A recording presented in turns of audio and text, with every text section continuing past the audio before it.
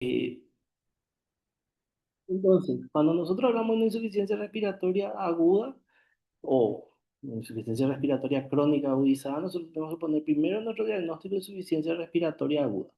Segundo, pensar debido a qué. Y ahí puede ser una crisis asmática, una bronquiolitis, una neumonía. Entonces, ir construyendo así nuestros diagnósticos. Pero algo que ya tenemos que empezar a sacarnos de la cabeza y que es un vicio que venimos arrastrando de hace mucho es el tema del diagnóstico de insuficiencia respiratoria aguda grave. La insuficiencia respiratoria, de hecho, es una ente grave. Ahora, dependiendo del manejo que nosotros le hagamos, la insuficiencia respiratoria puede ceder o no. En caso de que la insuficiencia respiratoria ceda, el paciente va a la casa. En caso de que la insuficiencia respiratoria no ceda, el paciente se interna para un mejor manejo con oxígeno, cierto apoyo, con cierta medicación. Y en caso de que la insuficiencia respiratoria aguda no se solucione o empeore, ahí el paciente entra en terapia. Pero toda insuficiencia respiratoria es un ente nosológico grave y el diagnóstico de insuficiencia respiratoria aguda grave o que un paciente entre a sala o entre a la terapia o entre donde sea, con ese diagnóstico está mal. Es algo que ya tenemos que sacarnos del chip.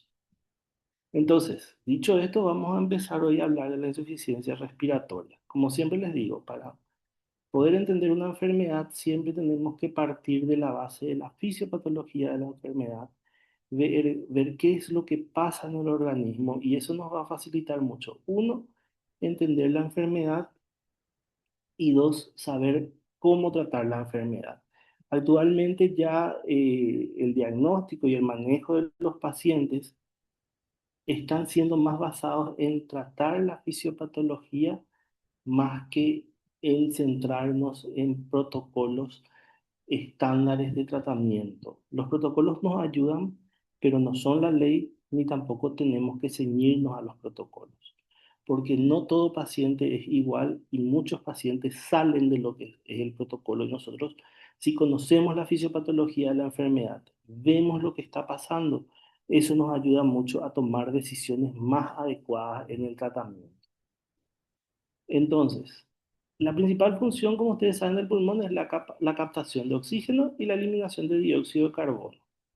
La insuficiencia respiratoria se diagnostica cuando el aparato respiratorio no puede cumplir con una de esas funciones, o la oxigenación o la eliminación de CO2. Por definición, entonces, la insuficiencia respiratoria es un síndrome que se caracteriza por la incapacidad de mantener un adecuado intercambio de gases, lo que dijimos, lo que determina una oxigenación o una ventilación inadecuada o deficiente. ¿Y cuál es la consecuencia de esto? Y uno es el descenso de PaO2 cuando tenemos una oxigenación deficiente o el aumento de la PaCO2 cuando tenemos una ventilación inadecuada. Acuérdense de esto, cuando nosotros hablamos de oxigenación, oxígeno. Cuando hablamos de ventilación es CO2.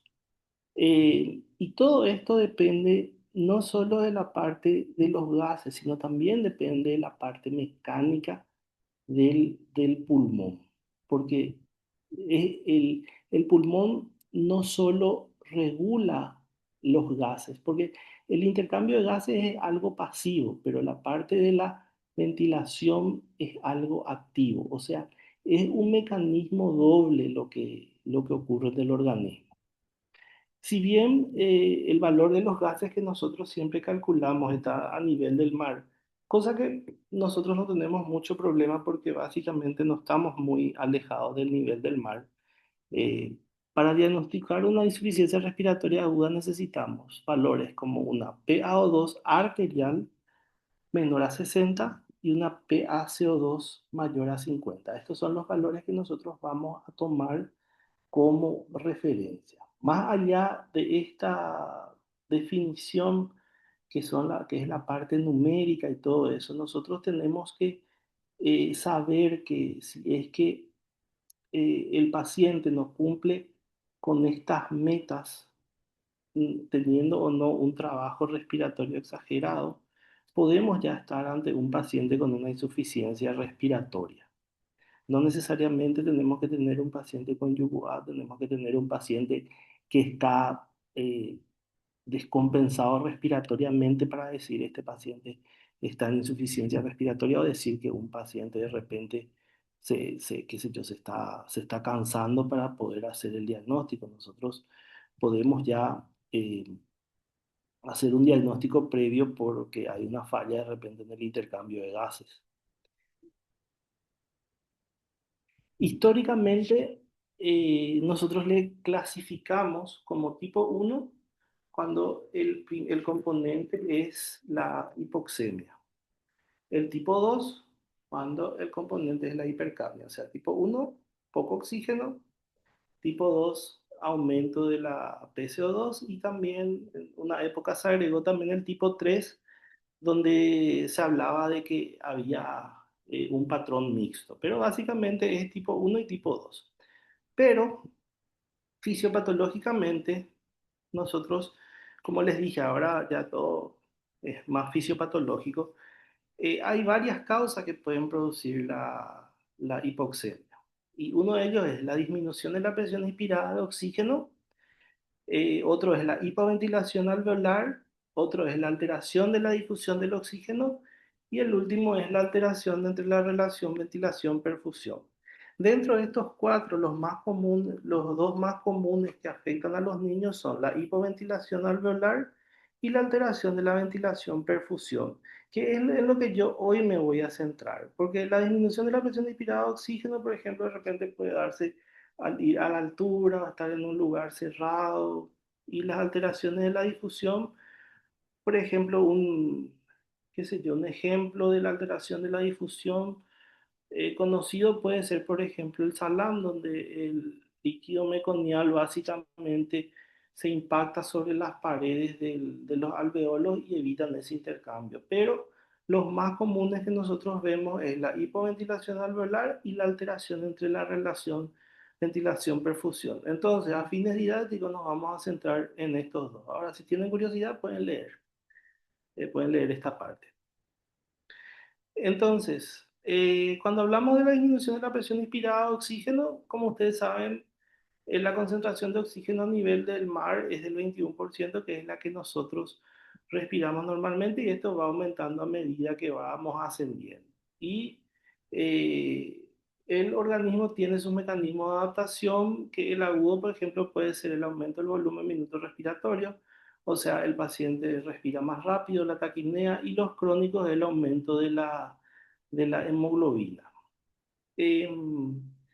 En este caso, siempre nosotros también tenemos que tener en cuenta los enfermos pulmonares crónicos. Eso también es un dato muy importante cuando nos llega un paciente a la urgencia. Ubicarnos siempre en el paciente, porque acuérdense que el pulmonar crónico ya está acostumbrado a una saturación baja, ya está acostumbrado su cuerpo a una PaO2 baja y ya está acostumbrado a una CaO2, una PaCO2 alta. Entonces no tenemos que volvernos locos con él. Y también, por darles un ejemplo, el paciente asmático. El paciente asmático con que aire ambiente nos sature 92% cuando está en plena crisis, ya estamos felices con eso. No volvernos locos y decir, no, este paciente se va a ir, se va a enchotar rápido, se va a descompensar. No, porque su cuerpo básicamente ya está acostumbrado a un nivel bajo de oxígeno. Entonces, siempre es importante cuando nosotros tratamos un paciente o recibimos un paciente, ubicarnos en el tipo del paciente que tenemos, porque no es lo mismo un paciente que nunca tuvo un cuadro respiratorio, que hoy está llegando saturando 90% o 92% con aire ambiente, que un paciente, por ejemplo, que fue prematuro, que estuvo conectado a respirador por 60 días, que tiene una broncodisplasia pulmonar que hoy nos satura 92% con oxígeno ambiental. Te descuidas y para ese paciente ya ponerle oxígeno y que sature 92% ya es, no sé, hiperoxia por ahí para él. Entonces, siempre importante ubicarnos en el tipo de paciente que tenemos. Definir cuáles son los crónicos, los respiratorios crónicos, y no desesperar. Por ejemplo, en la terapia, un tema que yo de repente tengo es que quieren que todos los pacientes saturen 100%. Y no es real. Nadie satura 100%. Es más, una saturación de 100% puede resultar tóxico para los pacientes por la formación de radicales libres que puede producir una destrucción alveolar y fibrosis incluso pulmonar. Y lo mismo también en este tipo de pacientes que nosotros, por ejemplo, el paciente satura normalmente 90%, 92%, 93%, le metemos oxígeno a full porque está en insuficiencia respiratoria. ¿Y qué es lo que nosotros hacemos? Formación de más radicales libres y a su vez destrucción de ese poco pulmón que le queda, y muchas veces a largo plazo producimos un empeoramiento de su cuadro. Entonces, por eso siempre es importante ubicarnos en el paciente y establecernos, sobre todo en los pacientes crónicos, metas oxigenatorias. Yo, por darles un ejemplo, para mí que un paciente pulmonar crónico te sature por encima de 85, ya estoy feliz y contento. Y que me mantenga una PCO2 de, ponele, 50, 60, 70, si es pulmonar crónico, ya estoy feliz. Anteriormente, yo creo que no sé, los R3 a lo mejor se acordarán de un paciente que se llamaba Ian, que era un pulmonar crónico. Él, por ejemplo, su PaCO2 era 70 y su saturación era 89. Y él ahí ya estaba feliz. Ahora, cuando se nos empezaba a descompensar, ya cuando su PaO2, PCO2 llegaba a 140, eso ahí se nos empezaba a descompensar y a dormir. Pero siempre tenemos que ubicarnos en el paciente porque muchas veces nosotros queremos que este tipo de paciente sature 95, 96, que decir 98%, y en vez de mejorar la oxigenación del paciente, nosotros estamos empeorando porque predisponemos a la formación de radicales libres y fibrosis pulmonar. En cuanto a la hipoventilación alveolar, eh, es cuando tenemos una insuficiencia del aparato respiratorio para cumplir con la función de eliminación de CO2 que resulta del metabolismo celular. ¿Y cuáles pueden ser las causas? Bueno, uno puede ser la incapacidad para detectar el aumento de CO2. Acuérdense que a nivel del tronco está el centro respiratorio y el centro respiratorio es el que capta, eh, el centro respiratorio es básicamente el que capta la concentración de CO2 y con eso se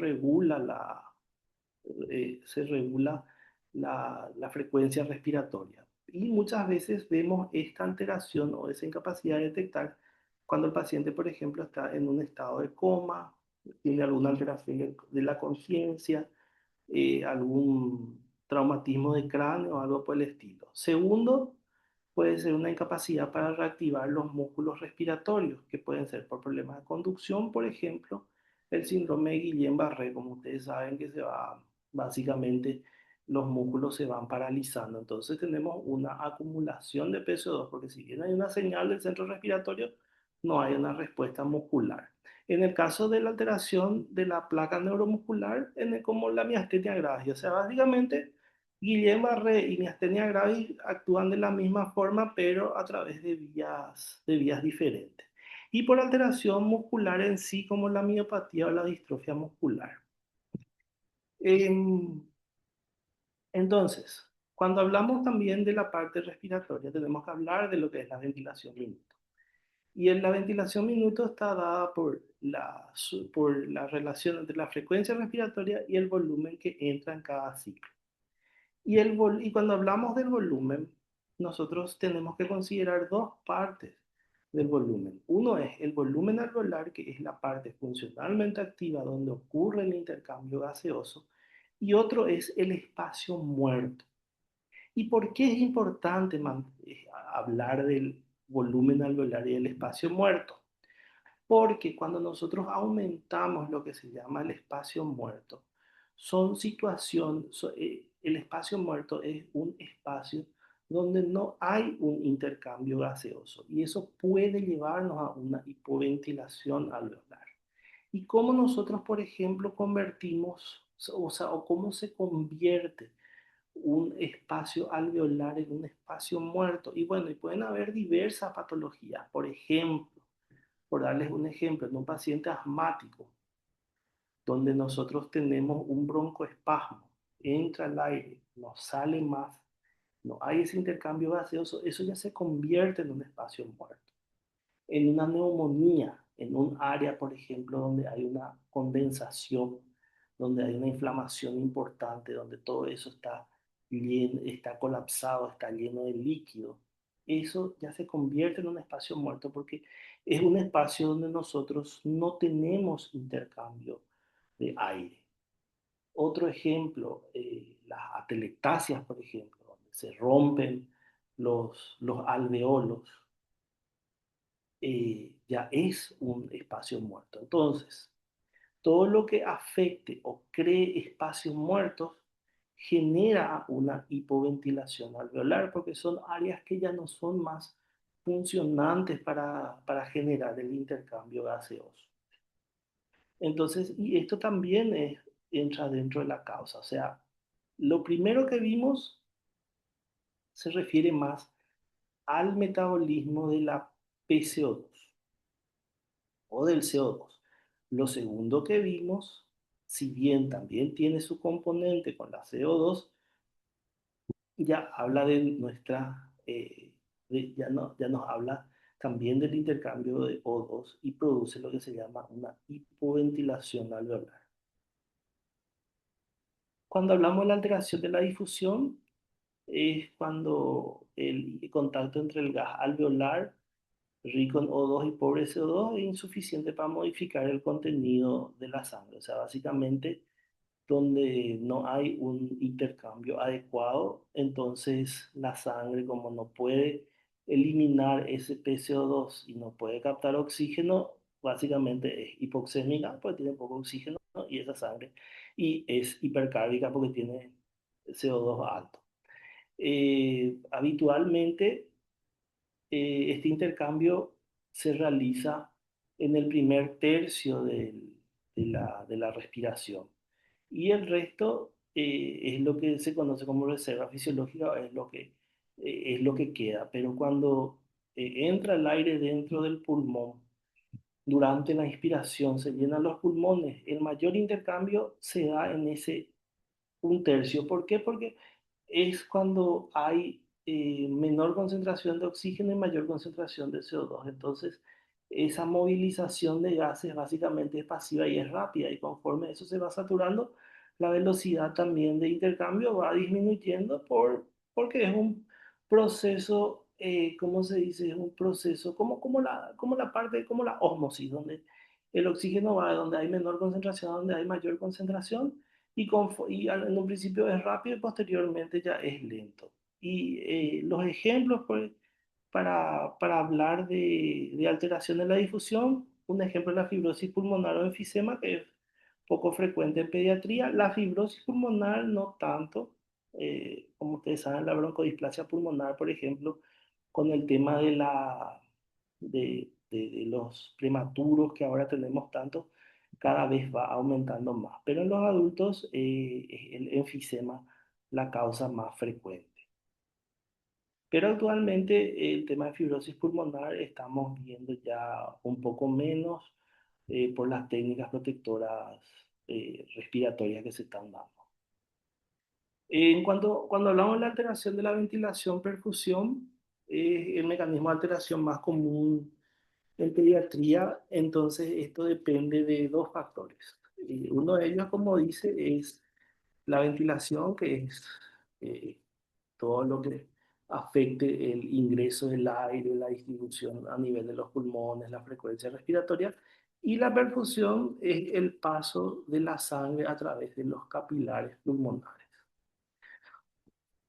El valor entre la ventilación y perfusión siempre tiene que ser uno. ¿Qué significa eso? Que un alveolo tiene que llenarse de aire y tiene que estar bien perfundido para que pase por ahí la sangre y ocurra el intercambio gaseoso. ¿Qué pasa si la ventilación-perfusión es menor a uno? Significa que podemos tener una buena entrada de aire, perdón, una entrada de aire poca, pero un mayor paso de sangre a través de los alveolos capilares. Acá dice hay una mayor admisión venosa. ¿Esto qué significa? Que las unidades pulmonares están bien perfundidas, pero mal ventiladas. O sea, que significa que tenemos buena entrada de aire, perdón, tenemos buena perfusión a nivel pulmonar, pero mala entrada de aire. Si nuestra relación ventilación-perfusión es mayor a uno, significa que tenemos buenas unidades que se ventilan, o sea, tenemos buena entrada de aire, pero que no están perfundidas. Y esto, por ejemplo, ocurre cuando tenemos mucho espacio muerto, o sea que tenemos buena entrada, como les digo, tenemos buena entrada de aire, pero no hay unidades que puedan hacer ese intercambio. Y cuando la ventilación perfusión es igual a cero, puede haber un cortocircuito o shunt, que son unidades que se perfunden pero no se ventilan, o unidades que se perfunden, que no se perfunden pero se ventilan. En situaciones normales, tenemos también que saber que el pulmón tiene tres áreas de ventilación. Las áreas superiores del pulmón normalmente son las áreas de mayor presión, donde el aire necesita entrar en mayor presión para ventilarse. Las áreas medias del pulmón tienen una, ¿cómo se dice? Tienen una presión media, y las áreas bajas del pulmón son las que tienen una presión más baja. Y esto también está acompañado con la perfusión. Las áreas de mayor presión eh, también tienen menor perfusión que las áreas de mayor presión. Por eso de repente ustedes van a ver que los niños, por ejemplo, que tienen alguna dificultad respiratoria o algo, se quieren sentar y eso. ¿Para qué? Para justamente liberar las áreas de presión más baja y poder ventilar mejor con eso, porque si es que permanecen acostados, esa parte está colapsada, uno por el peso del cuerpo y otro por el peso de los órganos, del riñón, del hígado y todo eso. Entonces, básicamente depende de las áreas de mayor presión y menor perfusión, y, y les cuesta más trabajo respirar. Entonces, tienden a sentarse para liberar esas áreas. Y van a ver también los que rotaron en terapia intensiva que de repente nosotros le ponemos boca para abajo al paciente que está de repente con distrés respiratorio. Así nosotros buscamos, uno, liberar el área pulmonar posterior, que primero, como ustedes saben, las bases contienen mayor cantidad de alveolos, y eso nos permite tener una mayor superficie de ventilación. Y dos, que también permite que nosotros utilicemos menos presiones para poder ventilar esas áreas. Em, Todo esto normalmente se mantiene por mecanismos fisiológicos, como la vasoconstricción hipoxémica y la broncoconstricción hipocápnica, que esto puede alterarse cuando hay algún mecanismo fisiopatológico que, que, que afecta al paciente. En cuanto a los mecanismos más comunes, por ejemplo, de producción de la alteración de la ventilación-perfusión, tenemos la obstrucción bronquial, donde hay aumento del espacio muerto, que tenemos una ventilación-perfusión mayor a uno. El tromboembolismo pulmonar, donde básicamente hay un cortocircuito, donde hay unidades que se pueden perfundir pero no se ventilan, o unidades que no se perfunden, básicamente por la presencia justamente del tromboembolismo que tapa las arterias.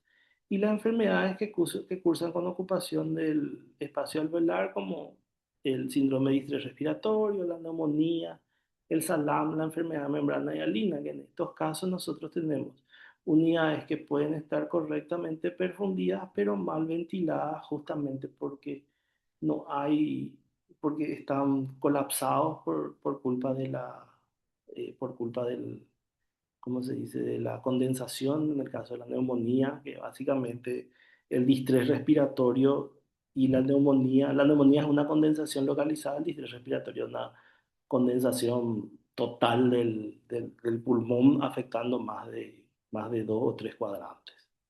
Y en el caso de la enfermedad de membrana hialina, lo que tenemos es un colapso alveolar y que por falta de surfactante es difícil de descolapsar, por decir así. Eso. Y el SALAM, donde en un comienzo podemos tener, se puede convertir en un trastorno obstructivo y después pasar a ser un trastorno restrictivo como es la neumonía y el distrés, donde la ocupación del alveolo por el líquido alveolar evita una buena difusión del oxígeno, pese a que tengamos una buena perfusión en estos pacientes.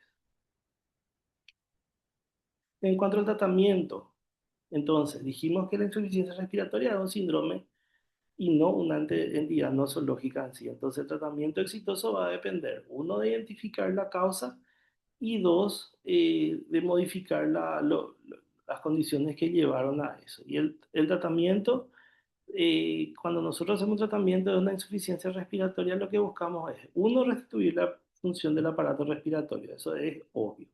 Dos, limitar el daño potencial derivado del tratamiento. Y tres, tratar cualquier problema emergente para incrementar el tiempo que permita brindar una solución definitiva. ¿A qué se refiere con esto? Significa que nosotros, ponele, viene un paciente con una crisis asmática importante, entonces le vamos a agregar su rescate.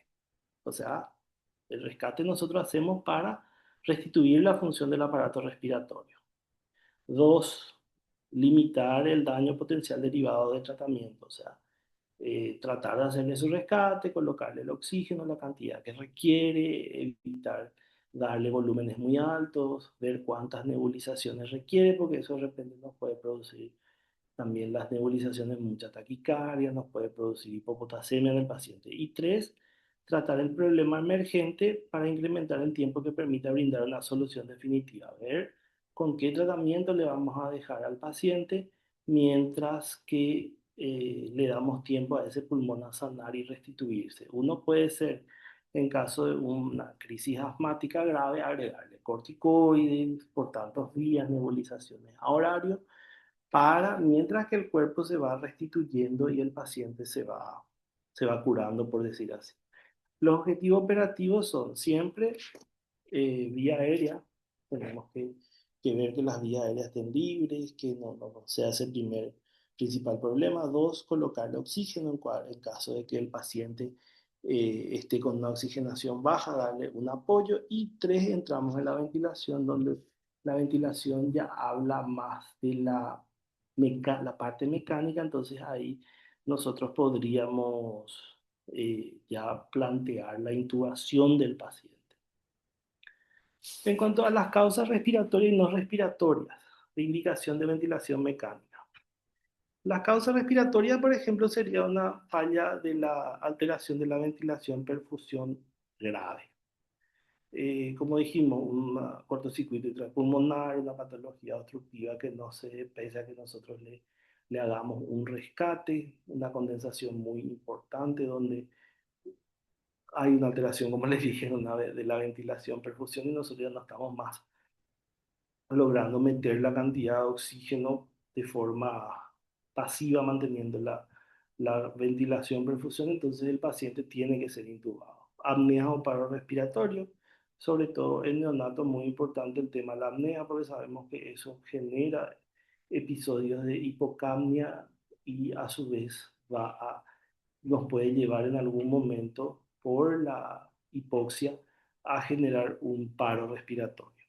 Y por último, fallo de la bomba respiratoria, disfunción de la pared torácica, como dijimos, que puede ser el paciente que está en coma, el paciente que de repente sufrió un traumatismo, un tórax inestable, enfermedades neuromusculares como el síndrome de Guillain-Barré o la miastenia gravis, donde ya hay una alteración muscular importante, y la fatiga muscular, que es cuando decimos famoso, ya el paciente está muy está ya muy polinémico desde hace tiempo y el famoso se está cansando. Entonces, esas son las causas respiratorias en las que al paciente tenemos que llevarle a pensar ya en iniciar una ventilación mecánica. Las causas no respiratorias, el compromiso de la conciencia o manejo de la hipertensión endocraneal, porque en la hipertensión endocraneal nosotros básicamente lo que tenemos que buscar siempre es proteger el cerebro, entonces utilizamos muchos medicamentos para sedarle y dormirle al paciente y eso nos puede llevar a también a un paro respiratorio por sedación. El estado epiléptico, sobre todo en los pacientes que ya están requiriendo tratamientos de segunda y tercera línea. Eh, Traumatismo endocraneano grave, intoxicación y alteraciones metabólicas. En el caso de choque o sepsis, básicamente hacemos muchas veces lo que nosotros llamamos una intubación electiva, justamente para poder administrarle el oxígeno que está requiriendo ese paciente y que por el choque probablemente no pueda conseguir. Disfunción miocárdica, por el tema de asegurar la vía aérea y darle una buena oxigenación también, porque ese corazoncito no está funcionando bien, entonces básicamente tenemos que saturar esa sangre de oxígeno para que pueda llegar a todos los órganos. Y procedimientos de cirugía en los cuales, como ustedes saben, muchas veces la anestesia puede producir una depresión del centro respiratorio, una depresión respiratoria y paros respiratorios. En cuanto a la presentación clínica de las principales causas de insuficiencia respiratoria aguda, lo que solemos tener son las exacerbaciones del asma, la bronquiolitis, la neumonía, aspiraciones de cuerpo extraño, epiglotitis, edema pulmonar, choque séptico y anafilaxia, que en el caso del asma, como ustedes saben, o sea, no les voy a más describir los signos y síntomas porque creo que ustedes saben todo, pero suelen ser las presentaciones clínicas principales. Entonces, cuando hablamos de, como le dijimos, cuando hablamos de insuficiencia respiratoria aguda, siempre hacemos ese diagnóstico porque es el diagnóstico principal del paciente, es lo que a nosotros nos preocupa, es lo que le lleva al paciente a internarse o muchas veces es lo que le lleva a terapia. Y como segunda causa ponemos a causa de qué es esa insuficiencia respiratoria aguda. Y acá entran toditas las causas, o la mayoría de las causas pulmonares y de las vías respiratorias son básicamente estas, porque después ya vimos cuáles son las otras causas que las neuromusculares y eso. En cuanto a los test, hay un montón de tablas que nosotros podemos utilizar para clasificar la insuficiencia, la insuficiencia respiratoria aguda, que también varían según la patología de base del paciente.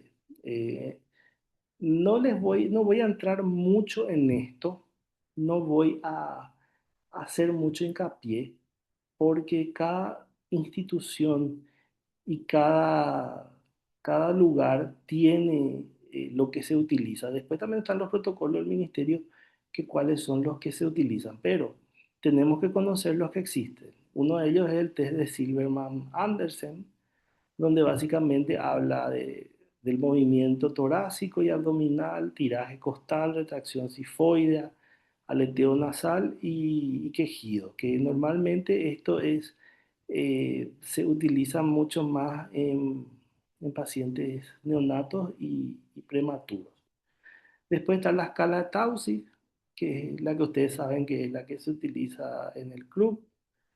La escala de Wesley, que es otra de las escalas para la laringitis aguda. Tenemos la escala de Tal modificada, que es la que se utiliza normalmente en la bronquiolitis. Y en menores de 2 años, que también es otra de las tablas que se utiliza en la bronquiolitis, es la de Brosjot. La de Brosjot, donde básicamente es muy parecido de repente a la escala de tal, pero a diferencia de esa escala de tal, que incluye también ¿cómo es que les digo? Una tabla un poquitito más desarrollada en la parte de la frecuencia respiratoria y agrega también la frecuencia cardíaca.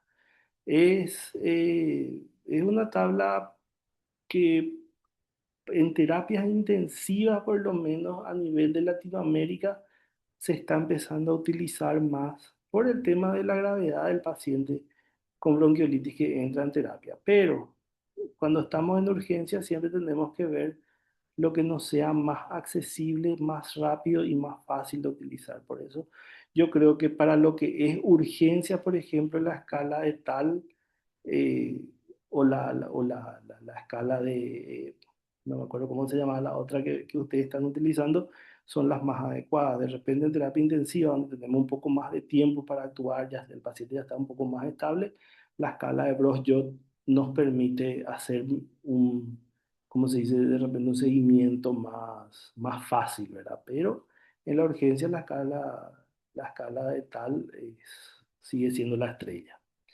Y la escala de Wood Downes también, donde tenemos la escala de Wood Downes normal y la escala de Wood Downes modificado, que es también para el estatus amático, donde básicamente la diferencia es que se agrega la saturación de oxígeno y bueno, y eso, la única diferencia. Y en mayores de 2 años está el Pulmonary Score para la valoración clínica de los niños, donde también evaluamos la frecuencia respiratoria, la sibilancia y el uso del músculo esternocleido mastoideo. Y en cuanto a la frecuencia respiratoria es muy fácil porque nos divide entre menores de 6 años y mayores de 6 años y básicamente hay una puntuación también de 0 a 3 donde también vamos a clasificar en leve, moderada y grave. Eh, Esto es lo nuevo, una de las cosas nuevas que encontré, es el Pulmonary Score y la escala de Brose-Young. Son dos escalas nuevas que encontré y que me parecieron muy interesantes. Pero les digo, esta escala de Brose-Young, por ejemplo, de repente para usar en la urgencia donde tenés que actuar con rapidez, no es tan ideal. En sala podría ser interesante la implementación. Y la pulmonaria score para la valoración clínica de la crisis asmática también, que es, yo creo que fácil de utilizar y implementar en la urgencia. Y después está la valoración global de la exacerbación pulmonar, donde básicamente combinamos la escala, la pulmonary score, con la saturación y con eso nosotros podemos establecer la gravedad ¿cómo se dice? La gravedad del paciente, porque si tenemos relacionamos lo que es el pulmonary score con la saturación y si tenemos una discordancia entre estos dos, es un paciente grave, porque podemos tener una pulmonary score baja, o sea, una pulmonary score leve, pero con una saturación baja, y eso ya nos da ya un criterio de gravedad, porque ya nos habla de que ya, si bien tenemos una leve alteración de la mecánica respiratoria, pero no tenemos una buena oxigenación, es ya un criterio de gravedad. Por darles un ejemplo, eh, tenemos acá un puntaje leve, pero una saturación mayor a 94.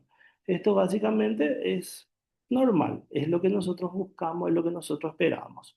En una moderada de 4 a 6, una saturación entre 91 y 94 es lo esperable.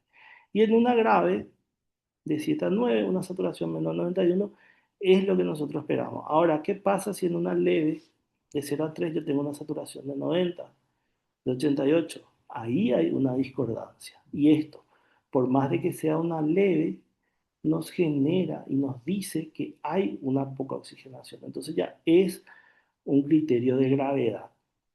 O sea, me pareció muy linda e interesante esta tabla justamente por eso, para que no nos relajemos diciendo, ay, bueno, es leve, va a salir rápido. vamos a dejarle nomás ahí con su oxigenito y después de unas horas el paciente se va al mazo. No entendemos qué fue lo que pasó porque decimos estaba tan bien o era una crisis asmática moderada, pero ¿por qué se descompensó tanto? Pero resulta que era una moderada, pero el paciente saturaba 88%, o sea que hay una discordancia. Esto que ustedes ven acá son los valores esperables según la pulmonaria score. O sea, es la relación básicamente esperable entre lo que es la pulmonaria score y la saturación de oxígeno. Ahora, cuando esto es discordante, cuando no va esta pulmonaria score con la saturación que nosotros esperamos, ahí es un criterio de gravedad. Entonces, yo creo que esta tabla también sería interesante implementarla e ir utilizándola. Entonces, cuando nosotros tenemos una disminución de la presión inspirada de oxígeno, lo que tenemos que hacer es aumentar el oxígeno suplementario de manera no invasiva, en la mínima concentración que garantice un flujo adecuado de oxígeno. O sea, ¿qué significa eso? No reventarle a todos los pacientes con oxígeno y darle luego al 100%, sino tratar de ir dándole lo mínimo que necesita para que su fracción inspirada de oxígeno sea adecuada. En la hipoventilación alveolar, si bien nosotros podemos corregir con oxígeno, muchas veces la hipercapnia requiere una alteración ventilatoria. Eh, el oxígeno básicamente difunde, o sea, el oxígeno aplicando el oxígeno, pero cuando le tenemos de repente un aumento de PCO2 y no es de repente por una causa obstructiva que podamos solucionar con beta 2, tenemos ya que considerar la intubación del paciente. Eh, en el paciente en coma, como dice, además de la ventilación, se debe proteger la vía aérea, por lo cual el soporte va a ser invasivo, eso ya sabemos. Y si la conciencia está conservada y hay un trastorno del sistema nervioso periférico, de la placa neuromuscular, la pared torácica o músculo respiratorio, podemos probar una ventilación no invasiva mientras que el paciente tenga fuerzas para respirar, pero no más de una hora. Sería interesante realmente hacer ventilación no invasiva en las urgencias, incluso muchas veces en las salas para evitar que el paciente entre en terapia, porque eh, el paciente para tener una ventilación no invasiva tiene que estar despierto. Idealmente con los padres eso le tranquiliza mucho porque tiene que tener un mínimo de esfuerzo respiratorio. Pero es para pacientes, por ejemplo, que todavía no tienen una alteración de conciencia muy importante, pero eh, mientras que él hace un tratamiento, por ejemplo, un Guillain Barré que está empezando con su parálisis, pero todavía tiene fuerza neuromuscular y nosotros ya le iniciamos tratamiento con inmunoglobulina, le hicimos todo su tratamiento, pero todavía no está para intubarse, pero tampoco está respirando bien, se puede beneficiar con una ventilación no invasiva. Un paciente con un estatus asmático, por ejemplo, que está despierto, está ahí borderline entre moderado y grave, que no es para intubar, pero que necesitamos de repente darle un poquitito de oxígeno a mayor presión y de repente ayudarle a esa expiración para sacar más PCO2, por ejemplo, podría beneficiarse con una ventilación no invasiva. De hecho, últimamente nosotros ya no es más que le intubamos y le ventilamos a todos los estatus asmáticos. Hasta último momento nosotros tratamos de mantenerle a muchos ya con ventilación no invasiva, porque como ustedes saben, el tema de la intubación, la sedación, el uso de sedantes y todo eso, y el corticoide produce ciertas alteraciones a nivel de la musculatura respiratoria. Entonces siempre nosotros tenemos que tratar de buscar en los tratamientos lo más fisiológico en el paciente. Lo más fisiológico es estar despierto, que regule el paciente su propia respiración y nosotros solamente darle ese apoyo que necesita o esa presión que necesita para hacer llegar el oxígeno a todo el organismo.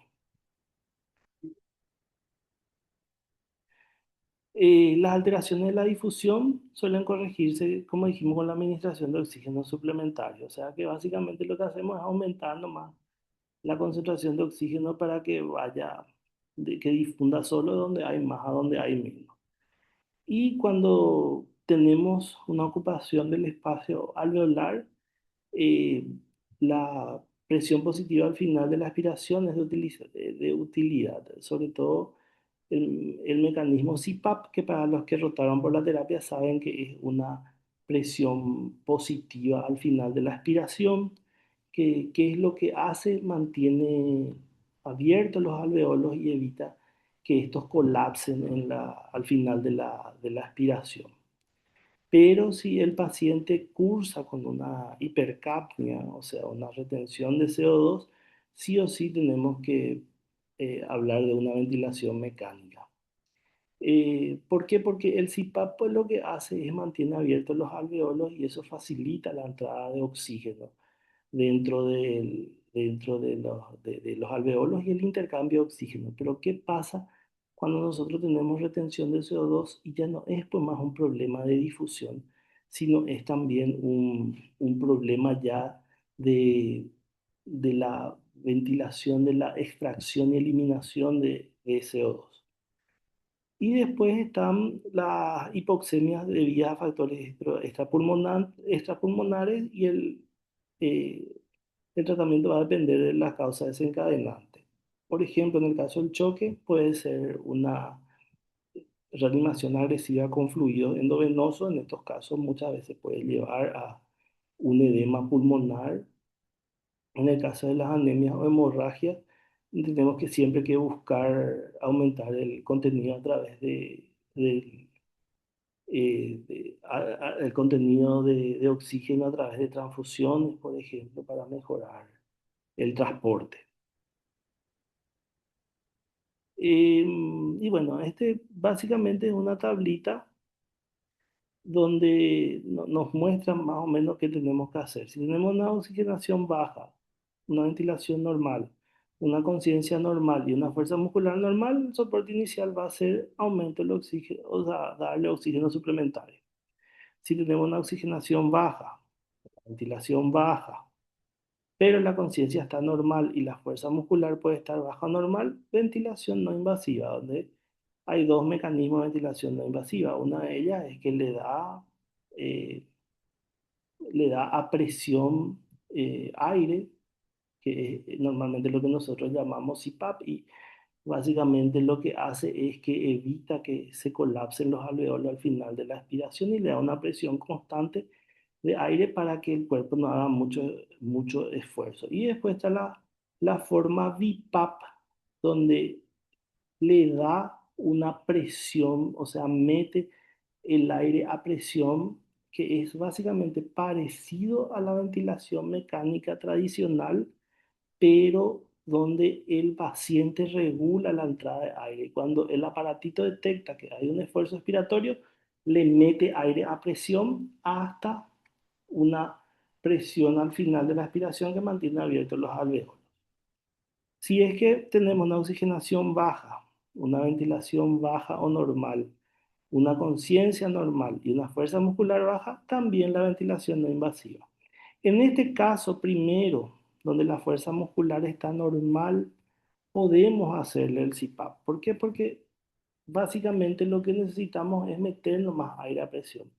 Pero en este caso, donde ya tenemos una fuerza disminución, una fuerza muscular baja, lo ideal sería un VPAP o V-level que le decimos, donde vos le das también, aparte de un aire constante a presión, le das otra presión que es la presión inspiratoria para que meta el aire.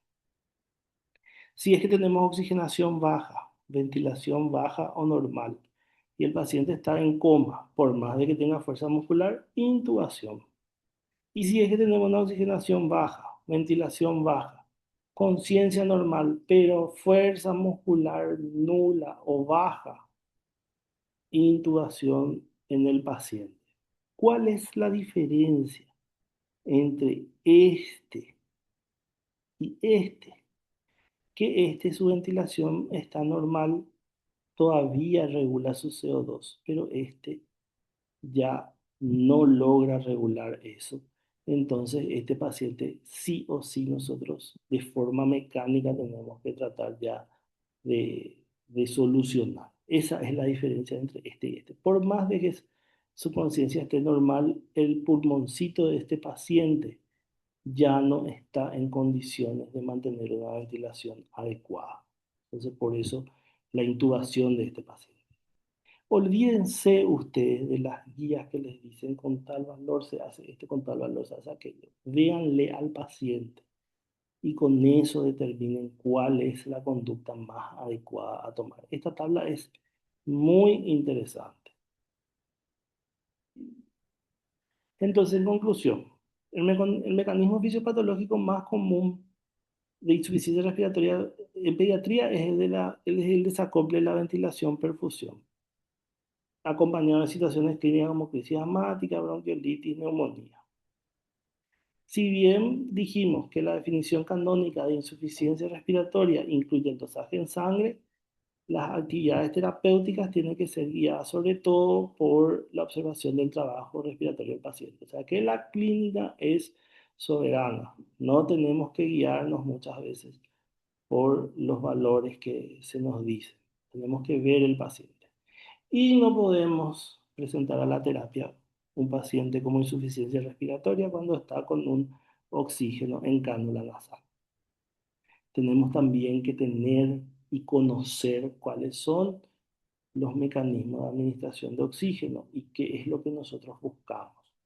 Acuérdense que las bigoteras a 2 litros aproximadamente aportan solamente un 28% de oxígeno. A 3 litros un 30-32% de oxígeno, pero eso regalándole, no, perdón, la cánula nasal a 2 litros aporta 24% aproximadamente porque hay mucha pérdida alrededor. La cánula nasal a 3 litros puede llegar 28 a 30, pero regalándole y con mucha esperanza. Después están las mascarillas Venturi, donde nosotros podemos regular, y hay hasta 45 que es la mascarilla Venturi anaranjada, pero tiene que estar con todas sus partes, porque no sirve de nada que nosotros le pongamos el cosito ¿cómo se dice?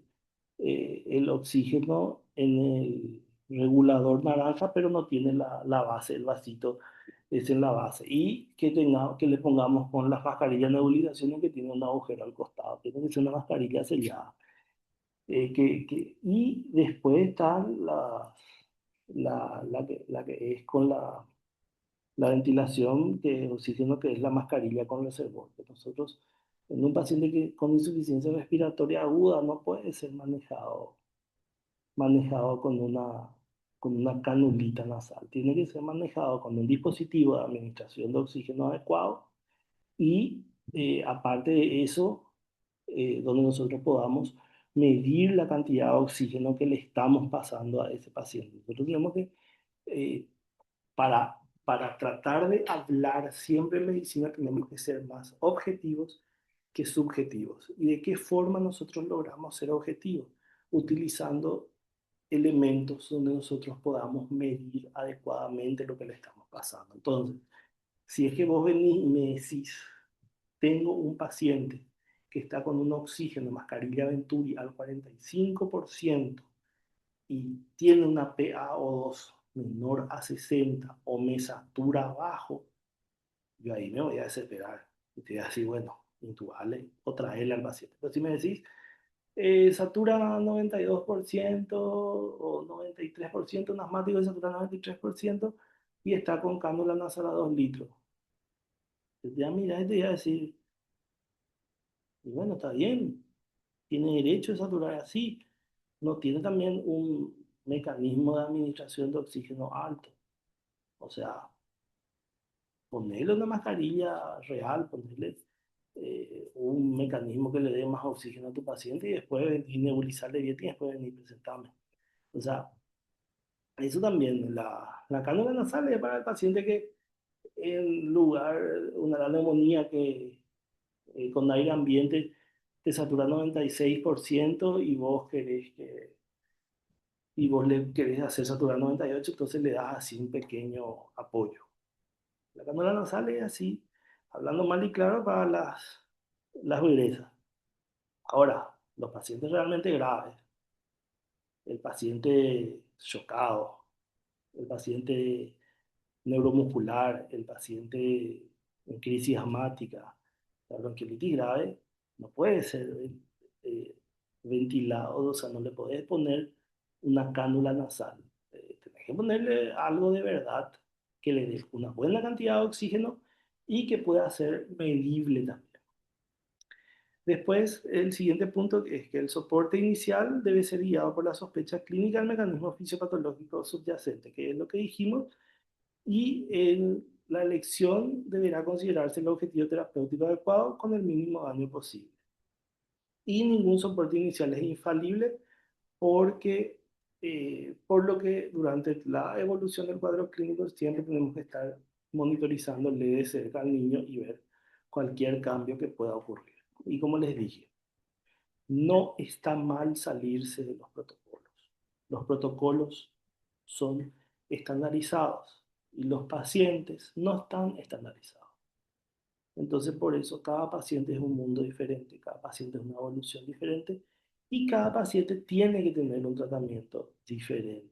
Entonces, no ceñirnos a los protocolos. Importante los protocolos para diagnosticar y para inicio del tratamiento. Pero para lo que es el seguimiento y la evolución, no.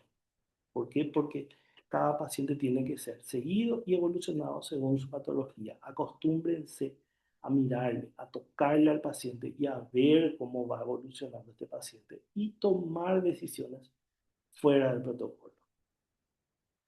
Y bueno, dicho eso, eh, terminamos, terminamos la clase. No sé si hay alguna pregunta, algo.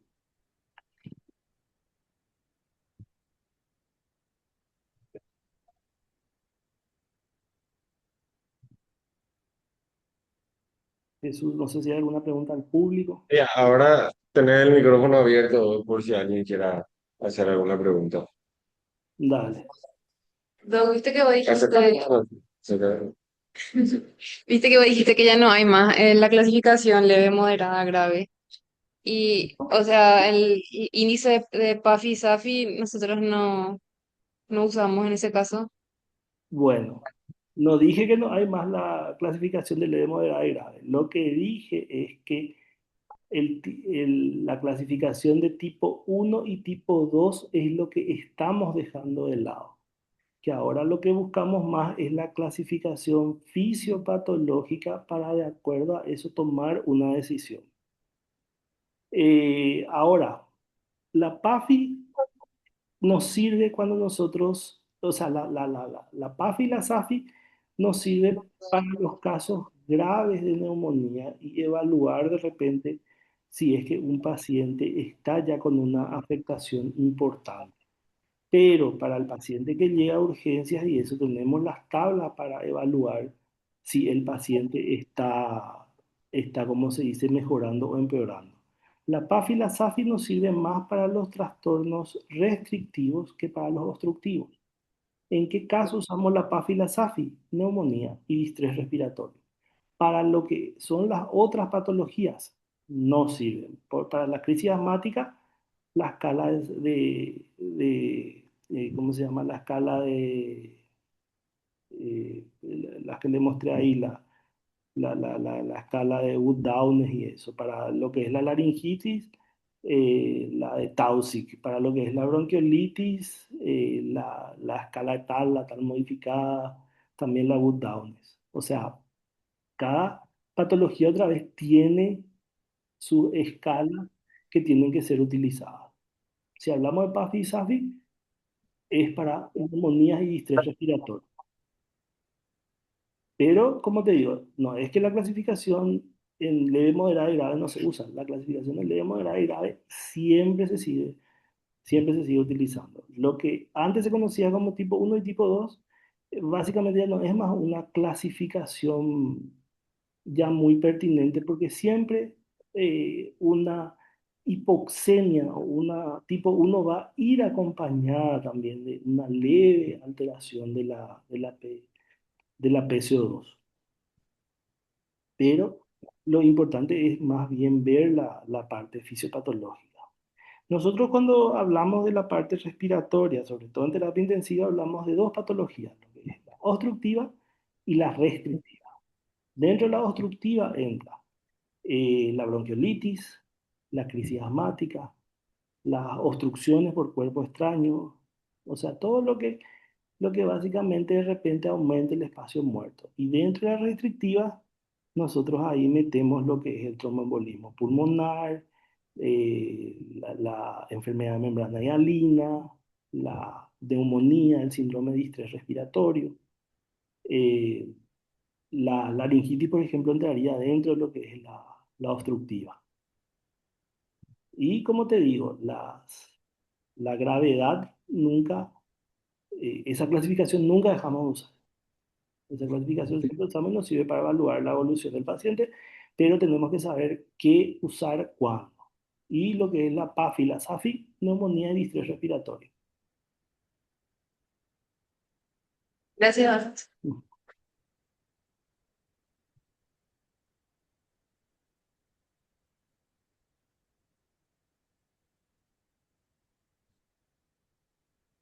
No sé si tienen alguna otra consultita. Igualmente les voy a pasar esta clase para que tengan y puedan ver las tablas y eso también. Y voy a dejar grabado y le voy a pasar el video también a Jesús.